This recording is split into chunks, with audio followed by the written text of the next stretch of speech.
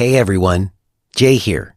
Just wanted to mention that I am currently offering a special discounted rate on my Deeper Learning Teacher Training Program.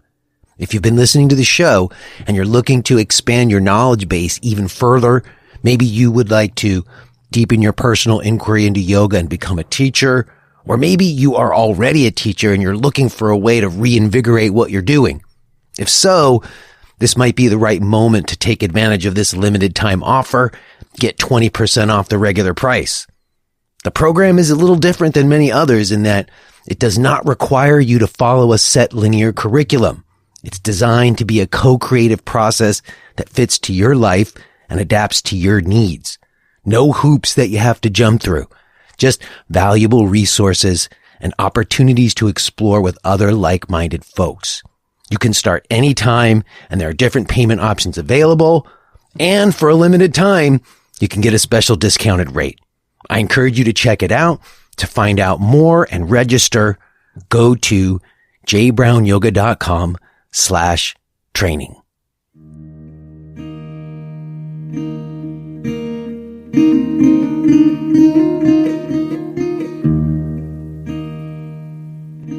All right. We're doing this. I just hit a button on my side, and you have just clicked or tapped or in some way activated a button on your side. And here we are. This is Jay Brown Yoga Talks podcast. My name is Jay Brown. Welcome to you, whoever you are, whether you're a new listener or a returning friend. I greatly appreciate that you have put some attention here. Thank you.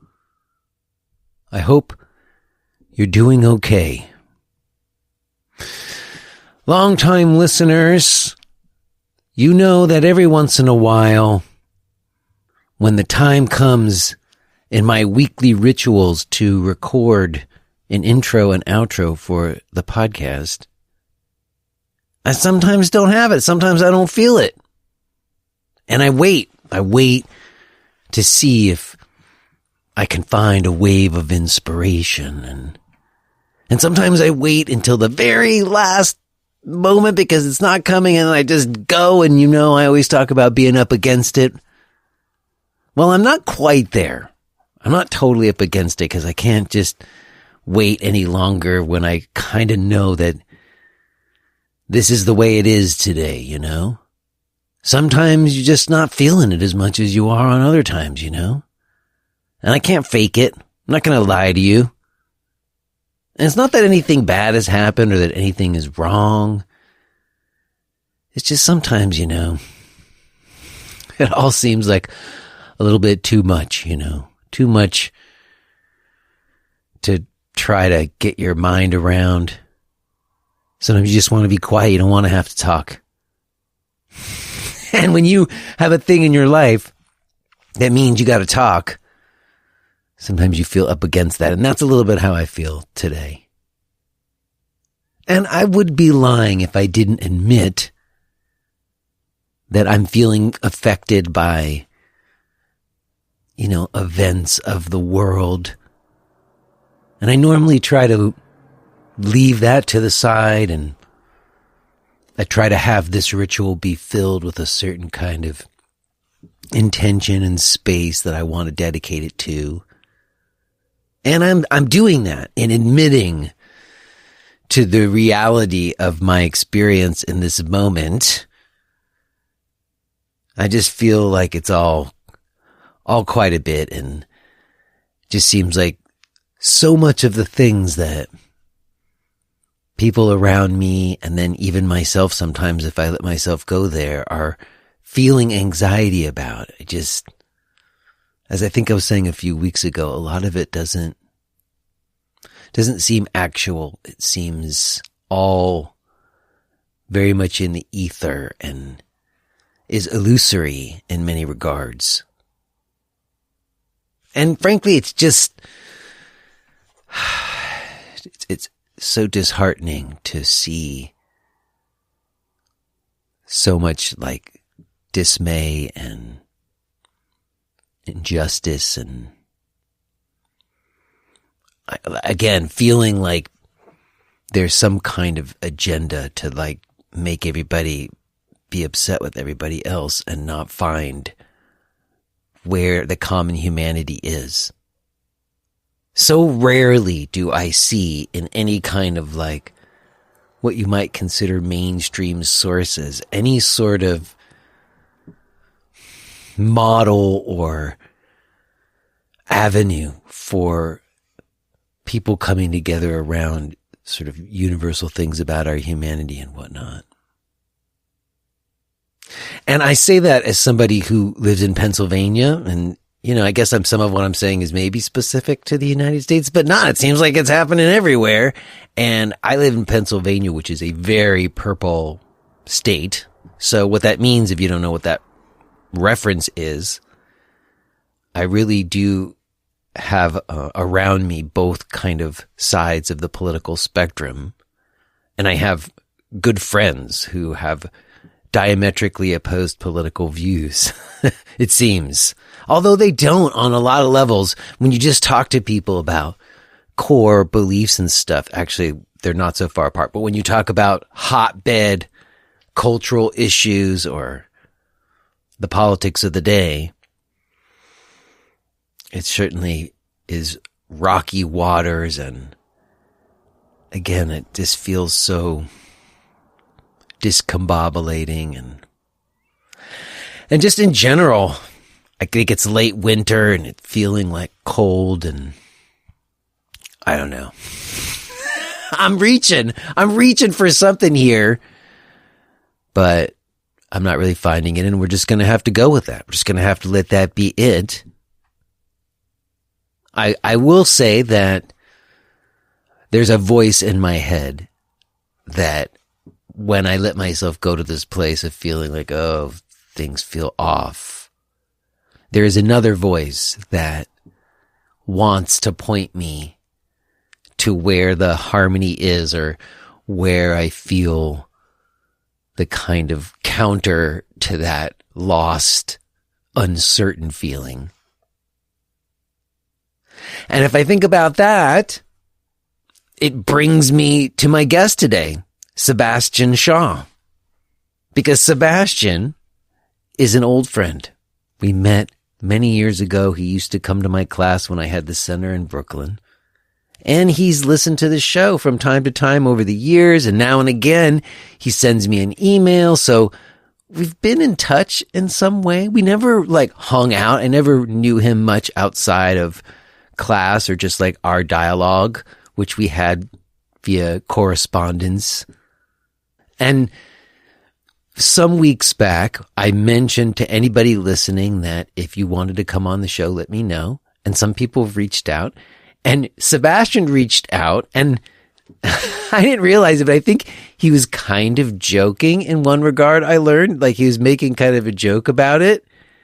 But then I suggested that we actually do it, and he took me up on it.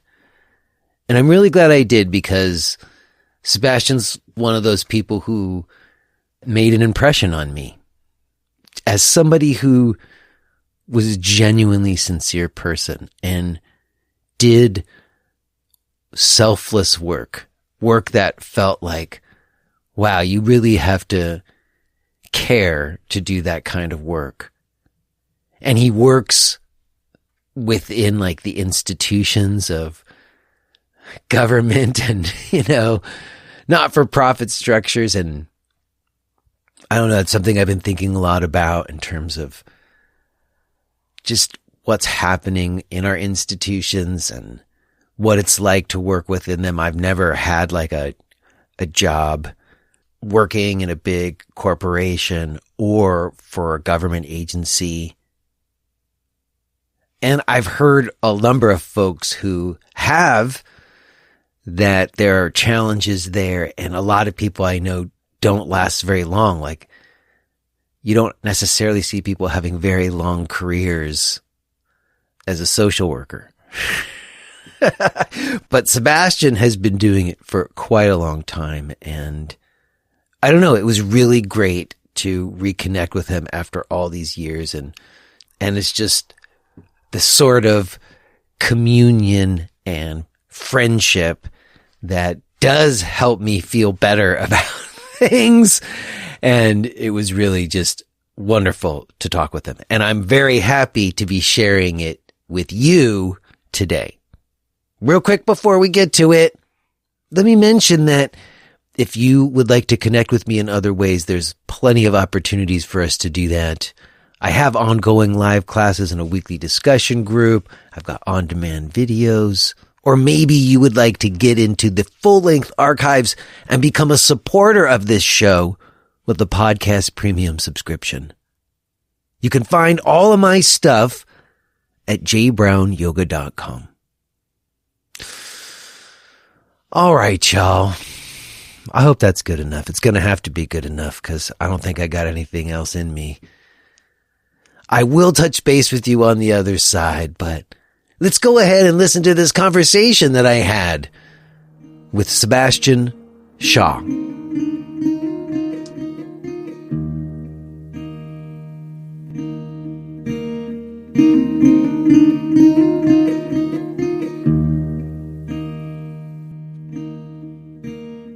Hello? Jay, what's good? Can you hear me? Sebastian. How's it going? It's going okay. Can you hear me all right? Yeah, I got you good. I got you. Hi. How you doing? I'm doing okay. You know the deal. I'm recording, so let's consider ourselves having begun, okay? Sounds good. Sounds good to me. Well, this is really fun for me, Sebastian, because, people listening to this wouldn't know, but you and I met many years ago. We had practice together at the old center, and since then, over many years, every once in a while, I get an email from you, so you've sort of kept in touch, but it's kind of refreshing and awesome to speak to an old friend like this. Thanks for taking up the invitation and doing this. Yeah, absolutely. No problem. I think I sent you an email and I said, like, if you want to talk to somebody who has nothing to promote or maybe nothing to say, and you kind of wrote back and said, okay. So I was like, well, well, you know what? For me, actually, as soon as you, like your name, it was you, Sebastian, who I know in my mind, I already had an idea about at least where the conversation would start, like what I'd be curious to speak with you about. Mm-hmm. But I am curious what it was, like what was the impetus for you? Because you've sent me emails over the years and I put out the call on the podcast and I said, hey, if anybody wants to come on, reach out to me. And a couple other people did too, but like not that many. So what was the impetus for you? Was there something in mind that you wanted to talk about, or why did you take up the invitation? Absolutely not. I don't think I've heard you say that on any episodes before, or maybe it somehow I heard it, I should say, and I said, oh, that's interesting, and I think I just kind of made a little joke in my head, like, yeah, if he wants to talk to somebody with nothing to say, then I'm his guy, and I wrote it. So that was kind of all that kind of came up for me was this like maybe kind of a funny response, and like you said, like I listen as regularly as I can, and I do try to write, just like a line or two sometimes when something does jump out at me, and so that was it. It was like, hey, maybe Jay will get a chuckle out of this response, and but I kind of try to live my life too with the kind of with the mindset that if an opportunity jumps up and someone says, hey, you want to do this, it's oftentimes better to do it than to than to not. So when you said okay, I said, sure, let's have a go at it. Well, I'm so glad you did. I mean, when I put out, I haven't really done it in the same way that I did before on the show. You're right. I think my thinking, the reason why I did it is I have discovered that, when somebody's coming on the show with a thing that they want to get out there, maybe it's a really good thing. It's a book or it's an online course or some kind of offerings, and they're looking to connect with people in the yoga world, and coming on this show is potentially a way to do that. Mm-hmm.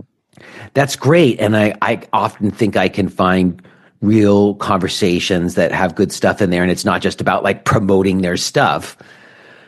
In fact, I think that's actually a better way to promote anybody's stuff. If you just come on and have like a real conversation with me, people will find that more interesting and be interested in your stuff than if you're trying to talk to me about your stuff. You know what I mean? Totally. Totally. But my idea is that there are occasions now where I have people back on, or people come on who really don't have anything that they're trying to get out there. They're just coming on because they're interested in having a conversation with me, and they think it would be maybe interesting and fun. Mm-hmm. And those often lead to kind of the best stuff in some ways. And I thought to myself, well, I'm sure there's people listening out there who maybe would enjoy coming on. And I just know for a fact that pretty much anybody has something to bring to the table, especially if you have interest enough to listen to these kinds of conversations. Mm-hmm. And I think that's definitely true of you. I guess I'm curious, and it's funny, I did Google you to see if I could find out anything about you. There's almost nothing about you online. Yeah. That's the advantage of having the same name as a Marvel. That's what I was going to bring up. I think I was going to ask you about that, because that's the thing that pops up, that you have the same name as an X-Men character. Is that like haunted you your whole life, or what? No. But it's good because I'm a psychotherapist, so you kind of have to keep a low profile online, and so that's always worked in my advantage. But well, two things came up. So actually, it's also the name. If you remember, I don't know if you're a Star Wars guy, but if you remember the original Star Wars movies, the scene where Darth Vader takes off his helmet, and originally his original face, that actor was also named Sebastian Shaw. So wow, with the face, the oh my gosh, I know exactly what you're talking about. Yeah. And then the Marvel thing came up later, and in the early days of social media, when it was just kind of getting bigger than people just having their own accounts or whatever, people started making these sort of cosplay social media accounts, like on MySpace, but like for Wolverine. So someone would have an account where they would just be like pretending to be Wolverine. And, for all these different, so for a little while, like all my social media, I was getting all these like friend requests from all these like fake Marvel characters, but yeah, that's, I'm online. I have a few small little presences online, but a lot of it, you have to weed through all that stuff first. Yes, and it's very professional, whatever, Psychology Today or whatever, that you're listed on and stuff. Yeah. But I mean, again, I think that's really impressive in many ways that you've had that, and it makes sense in terms of your work. You mentioned you're a therapist. In my memory, you did clinical social work at some time. Is that right? That's right. Yeah, good memory. I've been a clinical social worker in a few different capacities. When we first met, I was working with the homeless population in New York City, and one of the reasons why I connected with you was because I was taking the subway. Sometimes, I would take the subway hour and 15 minutes to work, and then oftentimes I would then have to get back on the subway to go visit someone at a shelter or in one of their, in their residence. So some days I was on the subway for 3 or 4 hours, and I would just listen to podcasts, and I was like looking for something. There was a lot of like yoga content out there, but it was all like classes. Like you could listen to someone do a class, and I was like, well, I'm on the subway. I don't want to listen to someone will talk me through a class. I want to listen to people talk about yoga. And as far as I remember, you were the only one doing that. And that must have been pretty early on in your podcast, because it was probably 2015 or 2016 that I found that. So yeah, I'm a clinical social worker. I do still do some agency work, and I have a private practice where I see people for psychotherapy. Well, that was what came to my mind when I saw that when you reached out about doing this with me, is I was like, oh, he was a social worker. And I wanted to talk to someone about that, because I've known a number of different people who do social work, because a number of them did like my teacher training, because like the practice I do often was sort of helpful for them personally. And then they would sometimes even use it in their work. Mm-hmm. But it's interesting to me, because I don't think a lot of people know what social work actually is. And even the phrase social work. Yeah. And the only reason I have any concept of it is because of the only experience I ever had with a social worker in my life. It is very significant. When I was 16 and my mom was dying, and it had been deemed that she was terminal, like we knew she was going to go, and we just didn't know how long she had. there was a moment where I was called to the hospital, and I remember this meeting. It was my mom, my dad, me, my brother, and my sister, and this social worker. Mm-hmm. And I don't remember all of the details about it, but what I do remember is that this person sort of held space and facilitated my mom being able to say some things that she wanted to say to us that I don't think she could have said on her own. Wow. And, I think we were also given an opportunity to say something. I don't know that we did. I don't really remember that I said anything. Like I was allowed to choose not to say anything, and I don't think I did. Yeah, sure. But my mom said a few things about like what her wishes were, what she wanted to have happened after she was gone. Mm-hmm. And it was so hugely significant that happened for me, that I got to hear her say those things. If I hadn't heard her say those things, I don't think I would have been able to like be okay with everything the way that I was. Mm-hmm. So in any case, I tell the story because I just have always thought about that. And it seems like really hard, thankless work that people get burned out in very quickly. Was true. that where did you start out wanting to do that, or did you fall into it?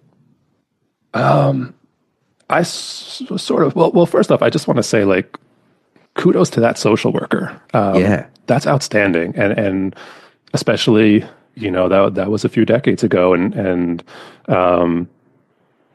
to date, like you're not necessarily going to get that experience, for having a loved one passing in a hospital. So shout out to that social worker. And I think in a lot of ways that defines social worker as someone who kind of remains nameless, but who did this like, really powerful, impactful thing. And then, went on with their day, right? Like they might've done that a couple more times that same day.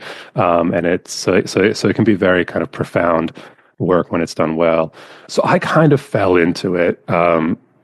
I spent most of my 20s and into my 30s working for an organization called Outward Bound and some similar programs, but it was basically taking at-risk youth usually into kind of wilderness settings and doing like experiential learning and like expedition-based learning.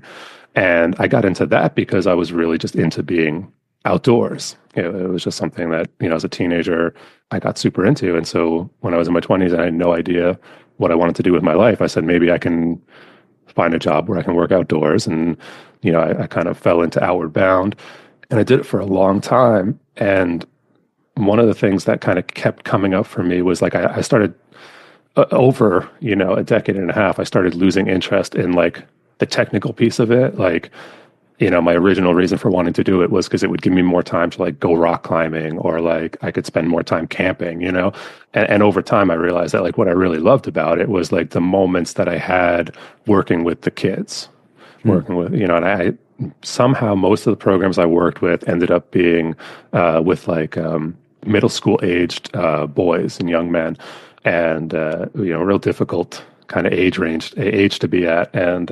And I just started really like liking these moments in between, like just finding little bits of joy and emotion, and just being present with kids doing really hard things. You tell a 13-year-old, that we're going to put on a heavy backpack and go hiking for 14 days. Like that's really hard, even if it's something that maybe an adult would do just recreationally. Most adults don't do that nowadays. Yeah, or rappel off of a building in New York City, like really hard things. And so, but I started to realize that like what I really liked was like the moments like talking to the people I was working with more than the actual like sort of technical piece of it. And I hit a point where I was looking for like what my next step was going to be, and I had a coworker who was in her second year of social work school. And we were just talking one day, and I was describing like that basically what I had just said. These are the parts of the job that I really like. And she said, you should go to social work school. She introduced me to some professors, and I went on to get the social work degree. And part of social work is while you're studying, you have to complete internship hours. And so I assumed that I was going to continue working with adolescents and kind of find a niche there. But one of my internships was at a substance abuse clinic, and I ended up enjoying that as well. And when I graduated, that agency offered me a position in their homeless program, and it's been a little over a decade now. So that's kind of how I got into social work, and the last 5 years, aside from like private practice, my focus has been on suicide prevention work. So Yeah, I saw that's through the VA, right? yeah, that's right. Through Yeah. Well, before we get to that, I want to go back to the training. Like, what I'm curious about social work training. Is it like a kind of branch of psychology, or like what kind of training do you get when you get a social work degree? Yeah, so it is very clinical, like psychology, but it has sort of separate roots. Social work really came out of like social justice work, 150 years ago. Like think about like Upton Sinclair and the suffragette movement and those things. And it's one of the reasons why I got into it was, looking at like the program, and I said, okay, and talking to friends like, okay, if I want to be a therapist, like what are some routes to get there? And one of them is psychology, but I was really into social work because it also had this focus on like equitability and social justice. But the actual training, it's very clinical. You do a lot of like psychotherapy training, and you also look a little bit more at like systems maybe than a like a psychology program would do. And so in social work, they kind of say from micro to macro. So micro being like an individual intervention where I might do like cognitive behavioral therapy with somebody who's suffering from mental illness, and then to macro where I might work on like community organizing and like coalition building to reduce suicide rates in New York City. So you get a little bit more of a zoomed out approach as well. But it is very the training is the program, the degree itself is very focused on clinical interventions, on psychotherapy. Mm-hmm. Yeah, I guess. I mean, it just sounds like the social work always. It seems to involve working with the people who are in the worst situations. Yeah, because that's like everybody I've met who've done that work at some point has kind of burned out on it because it's just so much to take. Like every day you go into work, you're dealing with people and they're with the most horrible things happening to them. How you managed to keep your wits or keep yourself okay with that? Does it get overbearing? Yeah, it does. It gets overbearing. It gets hard, and I think the average career is like 7 years. So. You typically see social workers who last like 5 years. That's when everybody becomes like supervisors and managers because they made it, Yeah. But no, it's really hard. And in some ways I've been lucky that, positions I've landed have I've been able to maintain really, really good boundaries. Like when I leave work, I shut off my phone. I don't take, I take work home emotionally, but I don't physically take work home. So if I don't get something done on Friday, it waits till Monday. So I've been fortunate that I've been able to do that. There's definitely people who go into social work and, for one reason or another, that's just not an option for them. That's helped a lot. And then I've also had, not to put too fine a point on it, but I've had yoga, right? Like, I guess that's kind of what that's where I see potentially yoga playing an important role for someone who does that kind of work. Mm-hmm. Like you having some agency to kind of settle yourself and try to get your mind right seem to be important with that. Absolutely. Yeah. And like I said, I'm lucky. I've been practicing yoga for a long time before I even started doing this work, and working with adolescents kind of gave me, a little bit of a foundation, like being, the outward bound work was fun, but it was also like intense, and being out on an expedition for a week or 2 weeks, you also kind of have to manage, your ups and downs in the moment. Mm-hmm. And so, I came into social work with that. It wasn't like I was, 22 years old, kind of brand new career, and going to social work school. Like I had an experience with some pretty intense work and dealing with folks in challenging times.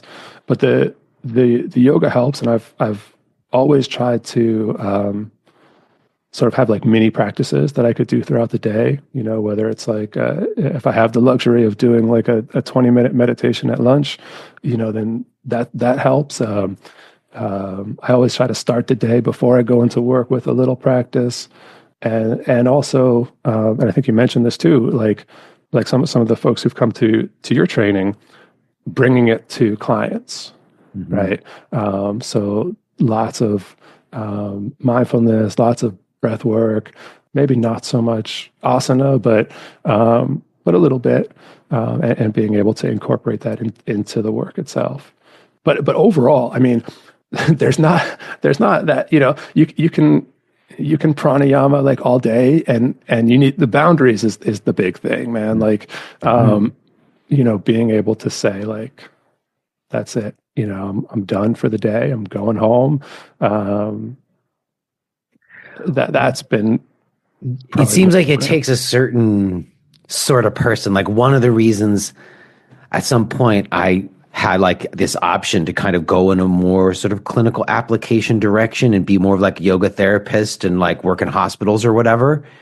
And I didn't want to do that. Like you have to have a certain temperament for it maybe. And you said earlier too, like that work at Outward Bound, that's like conditioning you to like do hard things. And that is something you have to learn how to do. I mean, I guess sometimes people make a case for that in yoga practice, like learning how to do hard things, like make your body do hard stuff. But I don't know, there's something different about kind of putting yourself in the kind of raw nature situation or camping situation where you have to kind of like face yourself in certain ways when you do that.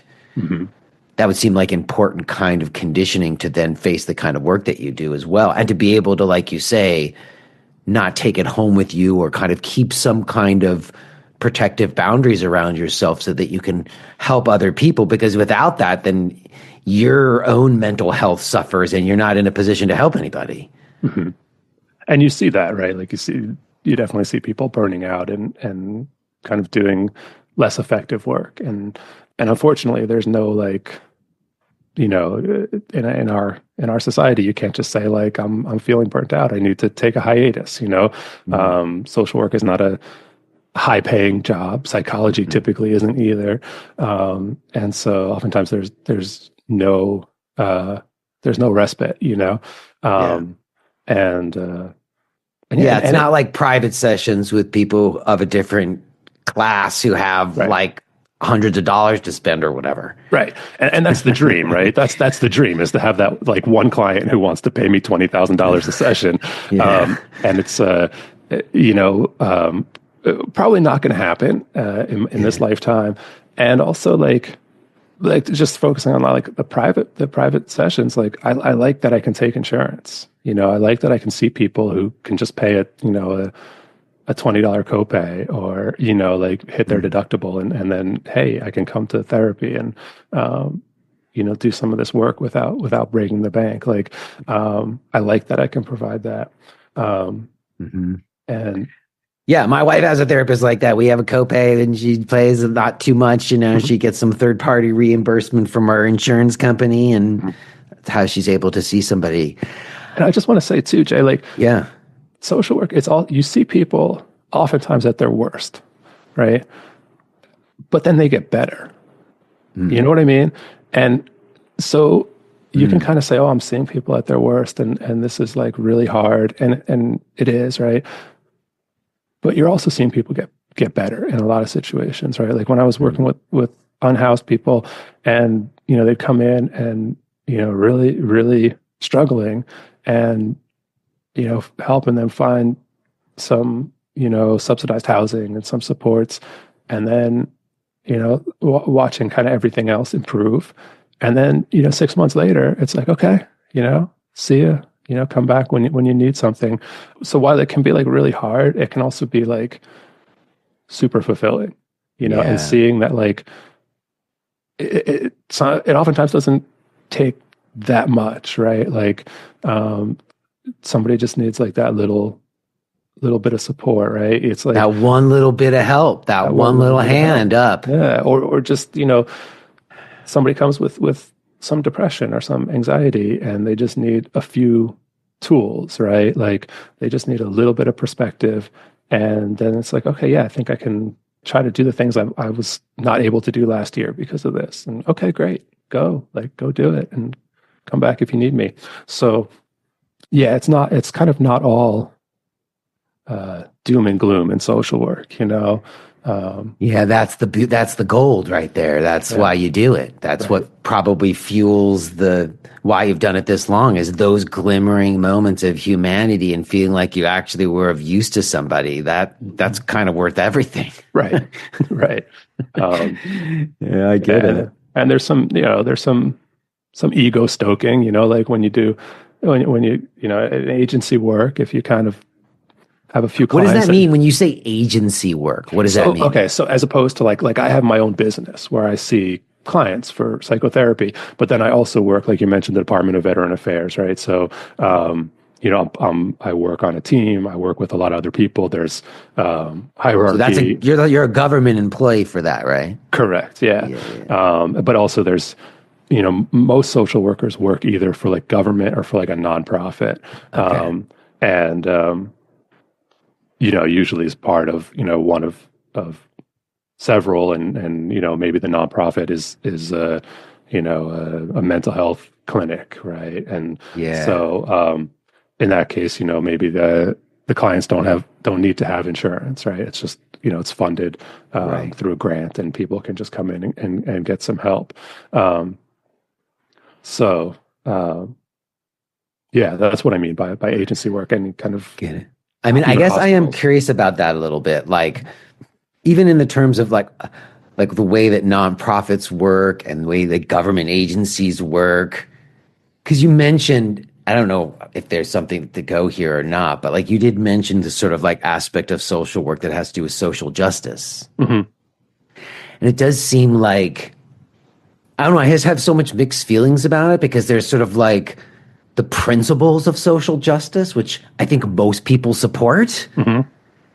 But then there's kind of like the actualities of like policy Hmm. and like certain policies that seem to virtue signal social justice, but don't necessarily contribute to it. Sure. And then earlier when we started this, you kind of said, "Oh, I told that story about that social worker, and you were kind of saying that's sort of rare now."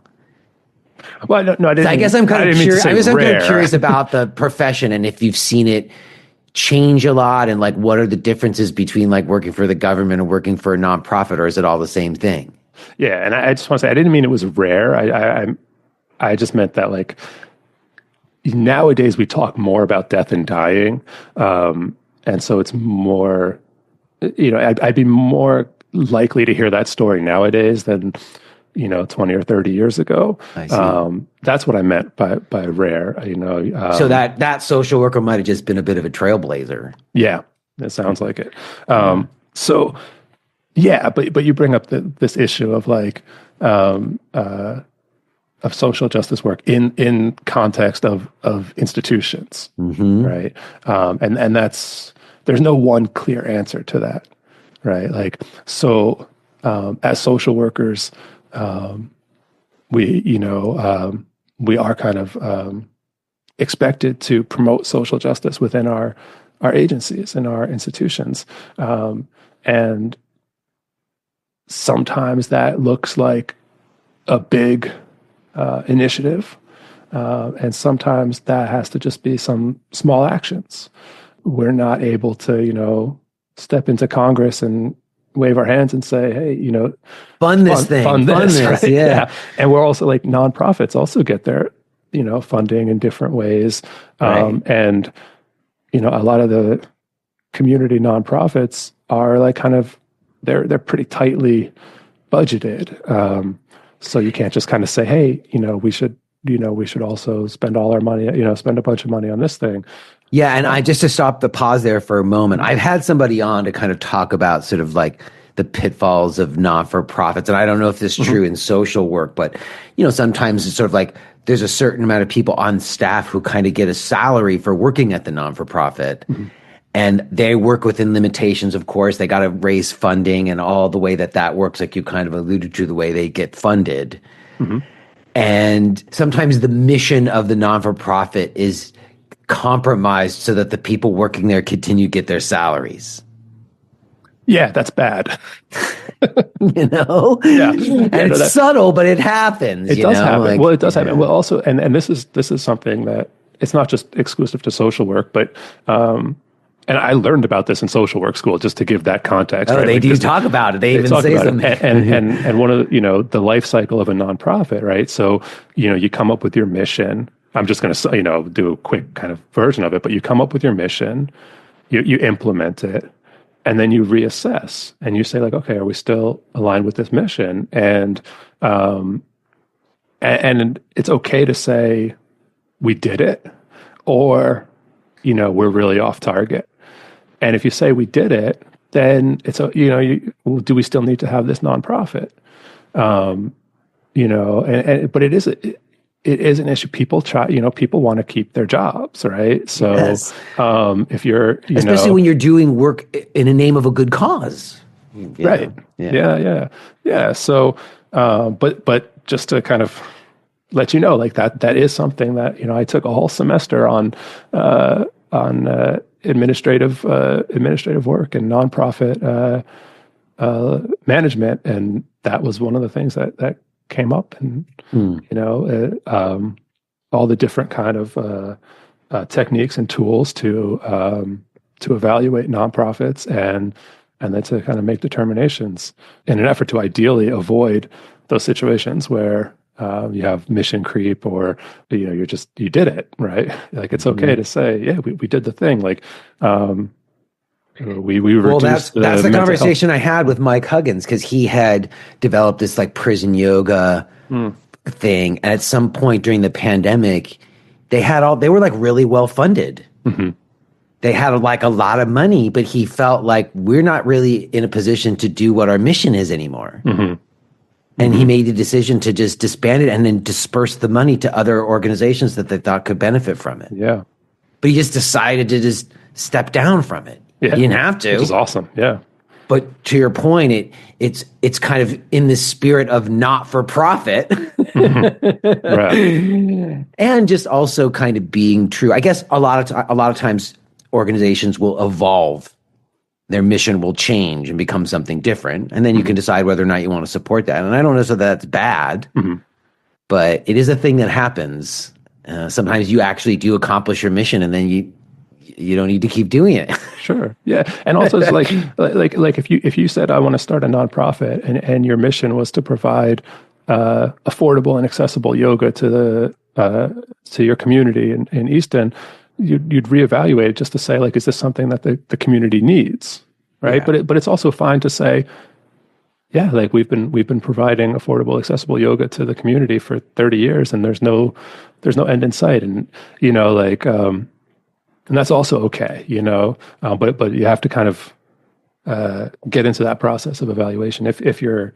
I mean, I've certainly looked at like nonprofit yoga centers versus for-profit centers, and the only reason I've never even thought that would be a good idea, at least not for me, is because all that means is I have to be a fundraiser. Like I have to get other money to fund and pay for the overhead so that I can give the yoga classes for nothing or whatever. And then that my job is about being a fundraiser. It's not about being a yoga teacher anymore. Yeah. If you want to, I mean, you can also be a nonprofit and just, charge money for services, right? That's also possible, but it'll be most harder of the time if it's money. not for profit, you get some funding so that you have money to operate that's not just off of the money that comes in, and that's why you can do things for less and make them more accessible or whatever. Right? And that's kind of the maybe one of the things with nonprofits, right? Is like if you're a quote unquote good nonprofit, then most of your administrative costs come from fundraising, And so you can say, hey, all these dollars go directly into our mission, right? So you can have a nonprofit where you just have a basic like pay for, fee for services model, and some of that money goes into. If you are hearing this message, then you're listening to the free version of J. Brown Yoga Talks. To hear the rest of our conversation, please subscribe to Podcast Premium at jbrownyoga.com/premium.